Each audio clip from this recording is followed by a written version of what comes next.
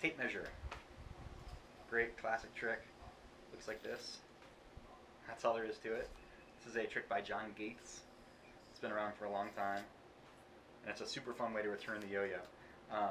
Don't throw it too hard. When you throw it too hard, you can get some snags. It doesn't wind up all the way, but otherwise, the idea is just to let the yo-yo spin freely in trapeze, and then just set it in your hand and let the string get sucked back up into the gap, just like a tape measure.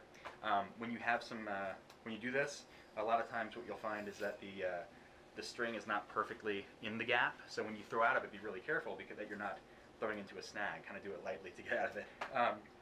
Variations: you can lift your throw hand to your freehand, right, to start it. You can do that on both sides. One, get a better one. One, two, right? Just a really fun way to end any kind of trapeze combo where you end here, you just kind of set it and forget it.